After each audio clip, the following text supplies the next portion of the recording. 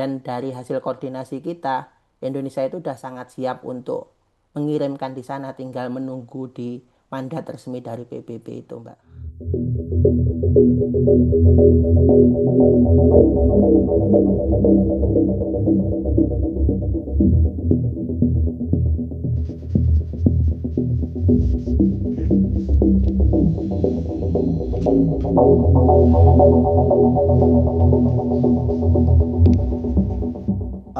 Untuk pengiriman pasukan perdamaian itu pemerintah sangat serius, Mbak. Yang bertanggung jawab terhadap bidang ini itu kan ada 4 kan. Jadi yang bertanggung jawab langsung itu Kementerian Luar Negeri, setelah itu Mabes TNI dalam hal ini eh, apa namanya misi pasukan pemelihara perdamaian, yang ketiga Mabes Polri, Divisi Hubungan Internasional, dan yang keempat Kementerian Keuangan. Kita baru saja melakukan KSP, Kantor Staf Presiden baru saja melakukan koordinasi dengan eh, kementerian lembaga itu pada hari Rabu tanggal 19 November kemarin. Selain itu kita juga mengundang komponen-komponen yang lain seperti dari BIN, terus setelah itu dari Sekretariat Negara, dari Bappenas, terus dari Kemenhan dan dari lembaga-lembaga yang terkait gitu. Dari mapping yang kita lakukan sampai saat ini pemerintah sangat serius. Itu dimulai misalkan dilihat dari TNI. TNI itu sudah mempersiapkan, mereka itu sudah punya pasukan sampai 20.000 yang disiapkan. Mereka terdiri dari berbagai matra. Dari matra yang terintegrasi ada Angkatan Darat, Angkatan Laut, Angkatan Udara, dan masing-masing itu pelatihannya nggak cuma baru saja, tapi itu pemerintah yang dilakukan dari kemarin-kemarin karena mereka sebagai pembela negara kan harus siap setiap saat. Dan mereka juga udah punya roadmap kapan pasukannya itu akan dikirim. Terus setelah itu berapa total biaya yang dibutuhkan, tahapan-tahapannya dalam jangka pendek, jangka panjang, jangka menengah, dan jangka panjang itu seperti apa. Dan kendalanya di lapangan seperti apa mereka udah siapkan juga. Terus dari Polri sendiri, Polri itu udah melakukan pelatihan, Mbak. Mereka dari Polri itu ada sekitar 40% atau 4.000 polisi yang udah disiapkan untuk terjun ke sana. Dan polisi itu kan udah punya pengalaman yang panjang, seperti juga tentara, seperti itu. Dan mereka itu udah kebutuhannya itu disiapkan dari Korbimob sebagai main body, tim pendukungnya dari Bahar Karkam Polri. Terus setelah itu dari melakukan pelatihannya itu dari Pusminster, Pusdiklantas, dan Satlas Kobrimob. Dan mereka itu saat ini yang sedang dilatih ada 600 sampai 700 personel yang siap diterjunkan pada saat awal itu. Terus yang ketiga dari Kemenlu.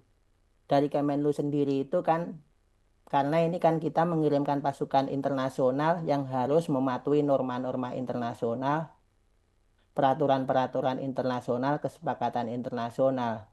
Jadi Kemenlu sendiri sampai hari ini terus melakukan upaya-upaya untuk memperjelas bagaimana status pengiriman pasukan perdamaian ke Gaza itu. Karena kita nggak bisa mengirimkan tanpa ada mandat resmi dari United Nations Security Council itu atau Dewan Keamanan PBB.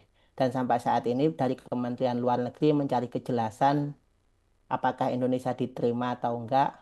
Setelah itu apakah Indonesia kapan bisa berangkatnya. Dan itu bagian dari komitmen Presiden Prabowo yang disampaikan pada sidang Majelis Umum PBB ke-80 pada tanggal 23 September bahwa Indonesia itu berkomitmen untuk berkontribusi dan secara serius mendukung kemerdekaan Palestina itu.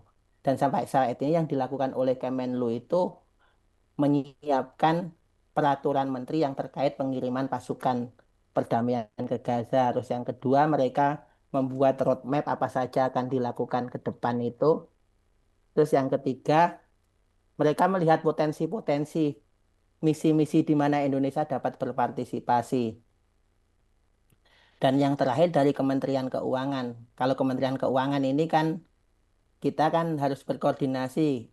TNI dan Polri udah siap, tapi Kementerian Kementerian Luar Negeri udah siap, tapi kan kita harus melihat bagaimana Kementerian Keuangan. Kementerian Keuangan itu secara garis besar pasti mendukung visi misi dan komitmen Presiden Prabowo untuk mengirimkan pasukan perdamaian ke Gaza dan wilayah konflik itu. Tapi sampai saat ini mereka masih menunggu perhitungan detail dan perhitungan detail itu kan belum bisa diperoleh kalau belum ada kejelasan mandat resmi dari PBB itu. Tapi mereka akan mendukung ini karena ini bagian dari proyek strategis internasional dan isu-isu strategis yang sudah dicanangkan oleh Presiden Prabowo. Begitu, Mbak. Tapi Pak, berarti Kemenlu tuh juga sudah berkoordinasi sama negara-negara kunci di kawasan belum? Kayak apa Mesir, Qatar gitu-gitu. Udah dapat lampu hijau belum? Sampai saat ini Kemenlu itu menurut Pak Sugiono sedang melakukan koordinasi terus-menerus dengan negara Timur Tengah termasuk Yordania. Indonesia itu sudah melakukan pertemuan bilateral dengan Yordania di Istana Merdeka pada tanggal 14 September, 14 November 2025. Dan itu pertemuan dengan negara-negara Timur Tengah itu kan yang mendukung, yang mereka telah bertemu pada sidang umum PBB di New York September kemarin itu. Dan mereka kan punya kelompok yang disebut sebagai Group of New York. Group of New York itu kan mereka yang bersepakat di Majelis Umum. Setelah itu mereka menindaklanjuti dan mereka berkoordinasi terus. Dan mereka juga bagaimana mekanismenya apa yang dilakukan itu mereka bicarakan terus-menerus gitu, Mbak. Nah, kalau tadi Pak, yang soal ruang kontribusi kita tuh mungkin di yang perang bersifat fisik atau yang non perang sih Pak? Oh, kalau itu sebetulnya yang harus dijelaskan dari awal, sebetulnya misi pasukan perdamaian itu kan nggak semuanya kita bersifat fisik atau tempur.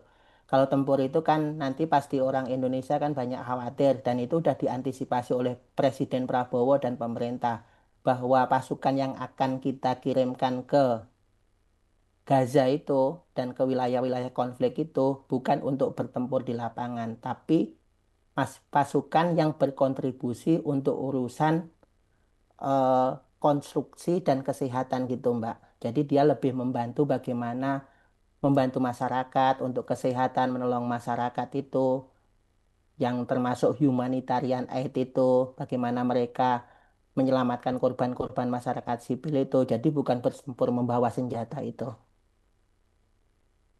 Pak, tapi berarti kalau Presiden Prabowo itu juga uh, menunggu hasil koordinasi dari 4 kementerian dan luar negeri tadi ya, baru bisa memberikan titah atau sebenarnya Pak Prabowo juga akan secepatnya atau udah ada tanda belum sih Pak kapan Pak Prabowo akan memberikan arahan ini?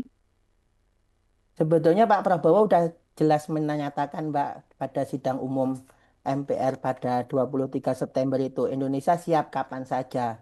Cuma ini masalahnya, bukan masalahnya, problemnya itu kita harus izin di tingkat nasional itu sendiri, Mbak. Karena itu kan izin itu sangat diperlukan. Tanpa izin itu atau clearance dari sana, ini kan berkaitan banyak dengan soal logistik, soal keamanan, soal ilegal atau enggak, atau ofisial atau enggak, karena semuanya itu memerlukan kesepakatan-kesepakatan internasional. Dan untuk mengantisipasi itu semua lembaga, semua kementerian kita sebagai di KSP itu mengkoordinasi mereka untuk bertemu dan menanyakan kesiapan-kesiapan mereka. Dan alhamdulillah mereka sudah siap, Mbak. Tinggal menunggu kesepakatan dari PBB itu sendiri. Karena kalau tanpa ada mandat PBB, operasinya itu tidak punya legalitas internasional. Dan nanti itu kan dari mekanisme pengiriman pasukan itu kan dijelaskan juga dari PBB apakah itu lewat Mesir atau lewat Yordania, apakah itu bentuknya dari mengikuti pasukan UN, United Nation, atau di bawah struktur PBB langsung, itu kan bagian dari kesepakatan-kesepakatan internasional yang sedang dijalankan oleh Kementerian Luar Negeri itu. Jadi KSP memandang bahwa misi presiden itu penting dilaksanakan dan misi presiden itu dilakukan pada dua level gitu. Level atas itu melakukan lobby-lobby di tingkat atas di tingkat PBB untuk mendapatkan legalitas dan di bawahnya level operasionalnya itu yang saya sebutkan tadi dari Polri, dari Mabes TNI, dari Kementerian Keuangan, dari Kementerian Luar Negeri, dan BIN termasuk Badan Intelijen Negara dan sebagainya itu terus berkoordinasi.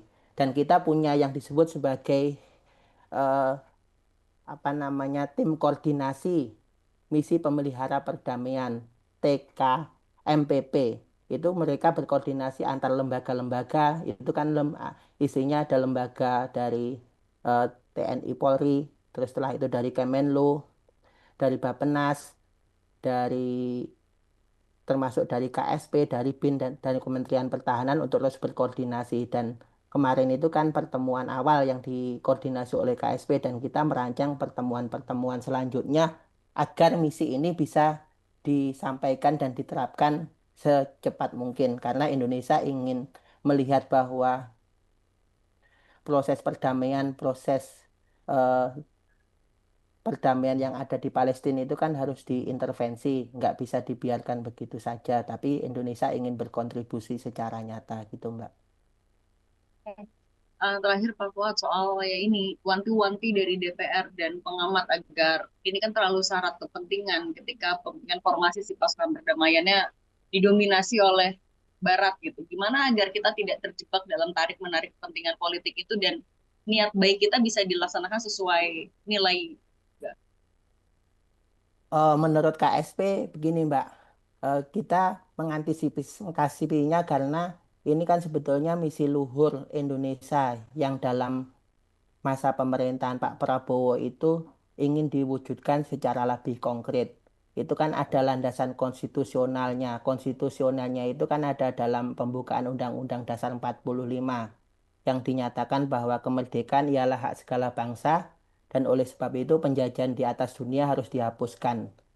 Dan ini kan bagian dari konsistensi Presiden Prabowo juga. Misalkan Prabowo setelah pidato di Majelis Umum PBB, beliau itu kan tidak berhenti begitu saja, tapi terus-menerus menyuarakan pentingnya pengiriman misi pemelihara perdamaian itu di banyak kesempatan. Misalkan ketika bertemu dengan Raja Jordania, Abdullah II, dan pada KTT perdamaian, Presiden Prabowo kan juga menyatakan bahwa Indonesia itu tidak hanya bersuara, tapi ingin berkontribusi nyata dan ingin melakukan diplomasi bantuan kemanusiaan untuk solidaritas global. Jadi Indonesia tidak ingin hanya negara yang periferal mengurusi dalam negeri saja, tapi ingin berkontribusi secara global. Apalagi Indonesia kan ada aspek solidaritas sebagai sesama negara. Kita kan sering bilang bahwa Indonesia itu negara Muslim terbesar. Negara Muslim terbesar itu kan sebaiknya menurut pemerintah kan harus berkontribusi secara global juga. Jadi tidak hanya mengurusi persoalan yang domestik. Dan yang ketiga, eh, kita bisa mengantisipasinya dari kritikan-kritikan DPR bahwa itu misi Barat dan itu bentuk kolonialisasi dan sebagainya. Itu bisa diantisipasi bahwa Indonesia kan sudah punya pengalaman panjang, pengalaman banyak memelihara atau mengirimkan pasukan misi pemelihara perdamaian, misalkan di wilayah-wilayah konflik seperti di Libanon seperti itu. Jadi Indonesia punya pengalaman yang mengantisipasi bagaimana hal ini tidak didominasi oleh Barat dan yang juga kita antisipasi secara legal agar itu tidak didominasi kepentingan Barat dan mendapatkan kerumitan baru. Kita itu strukturnya di bawah UN Peacekeeping, jadi bukan komando bilateral. Dan kita juga tidak ingin didominasi Barat karena eh, ini kan persoalan kemanusiaan itu sebetulnya kan gak tidak mengenal antara Barat dan Timur juga, tapi juga itu kan lebih menonjolkan aspek-aspek solidaritas global dan solidaritas kemanusiaan. Justru dengan mengirimkan pasukan perdamaian ke Gaza itu, Indonesia menunjukkan bahwa Indonesia itu tidak bisa diatur-atur oleh Barat. Justru Indonesia itu ingin berdiri bersama dengan Barat, kalau bisa malah lebih untuk membela kepentingan perdamaian di Gaza. Jadi kita tidak dalam hal ini tidak menunggu, tapi kita proaktif gitu, Mbak.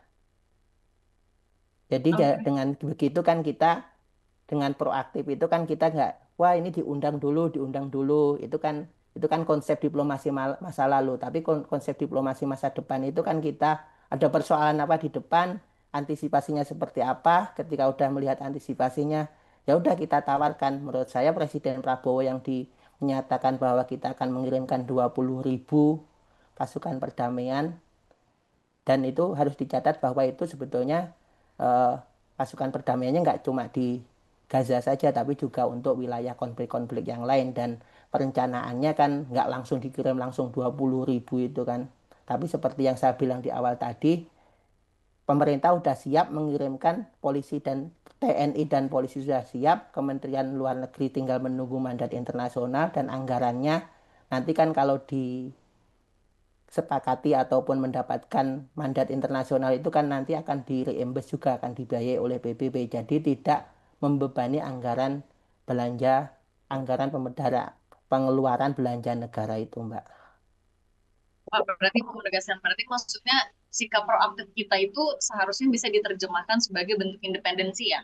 Iya, menurut saya itu bagian yang sangat penting menunjukkan Indonesia yang sangat independen itu. Indonesia kan sesuai dengan asta kita.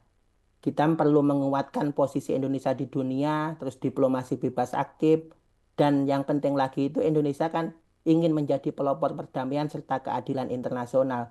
Jadi kalau kita pengen jadi pelopor perdamaian serta keadilan internasional, kita kan nggak bisa menunggu. Kita kan harus menyodorkan diri, menawarkan diri kan dengan kesiapan di dalam negeri. Dan dari hasil koordinasi kita, Indonesia itu sudah sangat siap untuk mengirimkan di sana, tinggal menunggu di mandat resmi dari PBB itu, Mbak.